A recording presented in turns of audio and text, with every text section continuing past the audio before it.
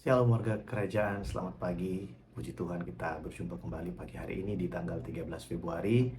Dan pembacaan Alkitab tahunan kita hari ini diambil dari Keluaran pasal yang ke-29, Keluaran pasal yang ke-30, dan 2 Korintus pasal yang pertama. Saudara, hari ini saya akan membagikan sesuatu untuk setiap kita.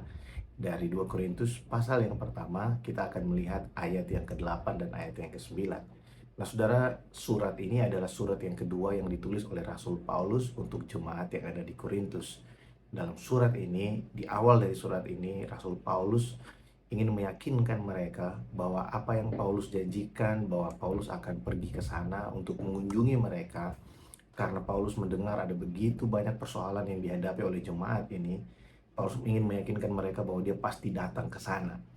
Dan dalam dalam usaha Paulus untuk meyakinkan mereka ini, Paulus menyebutkan bahwa ya, mereka, Paulus dan timnya sedang menghadapi juga persoalan yang begitu berat di wilayah yang lain, yaitu di Asia Kecil.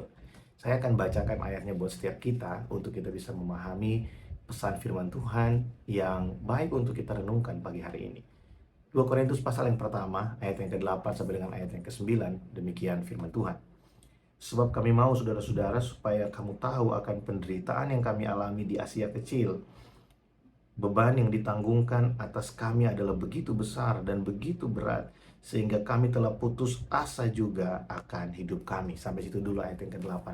Paulus berkata bahwa beban yang begitu berat diberikan kepada mereka dan begitu besar diberikan kepada mereka, sehingga mereka juga sudah merasa putus asa bagaimana caranya untuk mereka bisa menanggulangi persoalan yang sedang mereka hadapi di Asia Kecil, saudara. Dan ya, memang kita sendiri tahu dari beberapa pembacaan dan firman Tuhan yang saya bagikan di hari Minggu, memang jemaat di Asia Kecil ini menghadapi persoalan yang penindasan, yang penderitaan yang sangat luar biasa, saudara. Ya, karena mereka tinggal di lingkungan orang-orang bukan orang-orang percaya, dan penyembahan berhala, penyembahan dewa-dewi pada saat itu sangat kuat sekali. Dan mereka, orang-orang yang ada pada saat itu, bahkan rela atau tega untuk menyiksa, membakar orang-orang yang percaya kepada Yesus. Dan ditambah dengan persoalan ada nabi-nabi palsu, ada pengajar-pengajar palsu yang datang kepada mereka dan ingin menghasut jemaat supaya meninggalkan iman mereka. Saudara, ada begitu banyak persoalan yang dihadapi oleh jemaat yang sedang dilayani oleh Rasul Paulus, baik itu yang ada di Asia Kecil maupun yang ada di Korintus. Nanti kita akan melihat mungkin di kemudian hari kita akan belajar dari surat 1 Korintus. Di situ diceritakan ada banyak persoalan yang mereka hadapi. Ya, ada dosa-dosa yang terjadi di dalam jemaat dan sangat memalukan, saudara. Nah, tapi di sini Paulus ingin memberi penjelasan kepada jemaat yang ada di Korintus dalam suratnya yang kedua. Di ayat 8 dia bilang, kami ini menghadapi persoalan yang sangat berat, yang sangat besar di Asia Kecil, sampai kami merasa bahwa kami ini putus asa. Saudara, mungkin waktu kita baca ini, kita akan menyadari begini, bahwa orang yang selevel Rasul Paulus pun itu pernah menghadapi putus asa, saudara. Jadi ada stigma, ada orang yang berkata gini, kalau kamu anak Tuhan, kamu nggak boleh putus asa. Kalau kamu anak Tuhan, ya putus asa itu tidak boleh terjadi dalam hidup kamu, kan ada Tuhan. Tapi Rasul Paulus sangat realistis. Dia berkata, beban yang kami tanggung ini sangat berat, sampai kami putus asa. Saudara, putus asa itu bukanlah sesuatu yang salah, saudara. Karena itu adalah bagian dari kerapuhan kita sebagai manusia.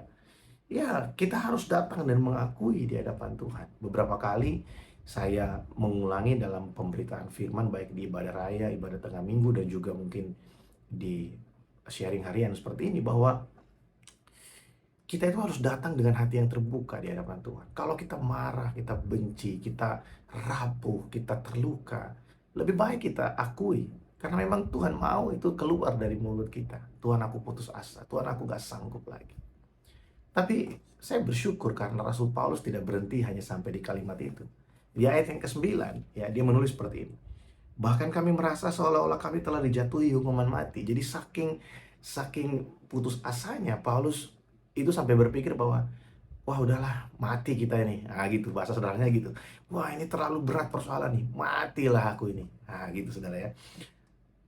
Bahkan kami merasa seolah-olah kami telah dijatuhi hukuman mati. Tetapi hal itu terjadi supaya kami jangan menaruh percaya pada diri kami sendiri, tetapi hanya kepada Allah yang membangkitkan orang-orang mati. Ini kalimat yang luar biasa, saudara. Jadi Paulus berkata begini, bahwa kami ini mengalami beban yang begitu berat, begitu besar. Ya, kami putus asa sampai, jadi titik putus asanya ini bukan titik putus asa biasa, saudara. Titik putus asa Rasul Paulus ini adalah titik putus asa di mana dia merasa bahwa ya sudah, kita pasti akan mati menghadapi situasi yang seperti ini. Selesai sudah. Tapi Paulus bilang begini, tapi kami bersyukur karena Tuhan membuat kami seolah-olah kami ini mati. Mati yang dimaksudkan Paulus adalah kami ini benar-benar dibuat Allah tidak mampu berbuat apa-apa. Supaya kami meletakkan pengharapan kami kepada Tuhan yang mampu membangkitkan orang yang mati.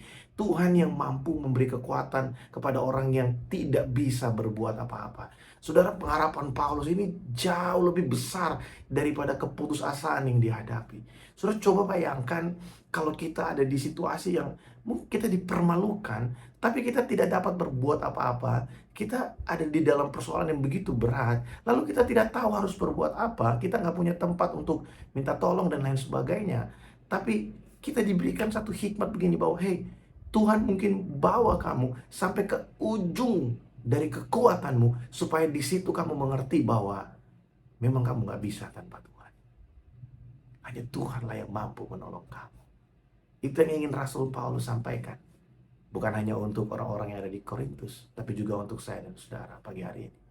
Saudara, saya sangat diberkati dengan ayat ini, bahwa kita datang dengan keputusasaan, kita datang dengan hati yang hancur, kita datang dengan hati yang terluka, tapi di hadirat Allah, waktu kita datang dengan mengakui bahwa Tuhan, tanpa Engkau aku memang gak mampu.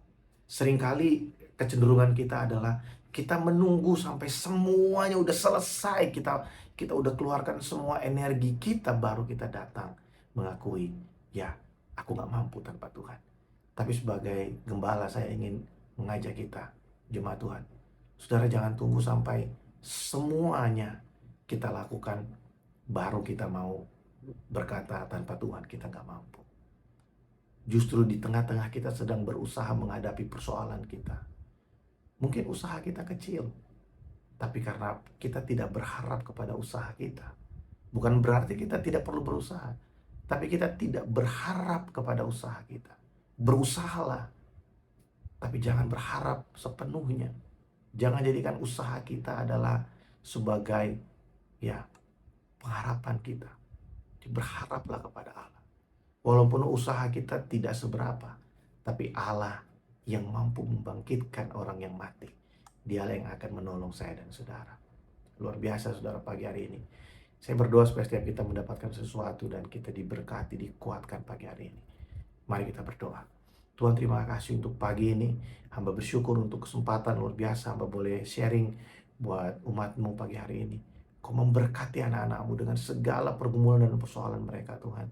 Mungkin hamba berdoa, mungkin hamba berbicara pagi hari ini dengan orang-orang yang sedang ada di persimpangan jalan, ada di tengah-tengah keputusasaan. Aku berdoa ya Bapa, biarlah Roh Kudus datang buat kami semua, memberikan kekuatan, melawat kami, sehingga kami diubahkan dalam cara pandang kami. Kami dibawa dalam kekuatan Allah, dan kami betul-betul merasakan bahwa Engkau hidup dan berkuasa atas kehidupan kami.